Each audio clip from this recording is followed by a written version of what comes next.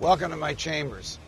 I'm holding this Android because there's a quote here that I want to read to you in a couple of seconds, which profoundly crystallizes the point that I want to make.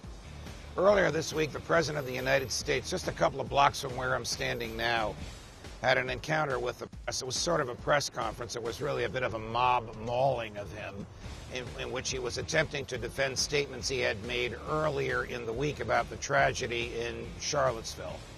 I believe that the president was attempting to say that there were good people on both sides and bad people on both sides, and he condemned the bad.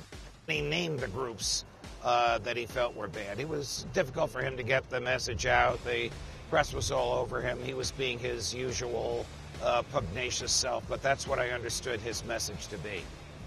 Then he said something that was very poignant, talking about the removal of statues of Confederate generals from cities throughout the country. Sometimes these removals occur when the government that owns the land that the statues are on, so the government owns the statue, decides to get rid of it. Sometimes these removals occur when people just decide to tear them down, as when the Soviet Union collapsed and Russians tore down the statues of Lenin and Stalin, and the police looked the other way. Here the police have been looking the other way also. The president made a good point, and I want to underscore it. And I believe he's correct. Where does this end? How much of history do we want to erase?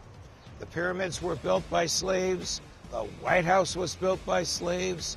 Washington and Madison and Jefferson and Monroe owned slaves. Slaves worked in the White House even during the Civil War. Do we really want to pretend that that didn't happen? Do we want to erase history? I suggest we're in a very bad place when we want to erase and deny history.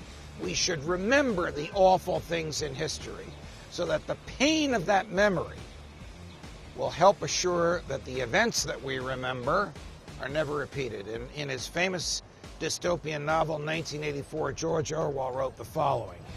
He's talking about what the party that ran England in his futuristic novel had done to memory and history. I fear we're getting there today. Every record has been destroyed or falsified.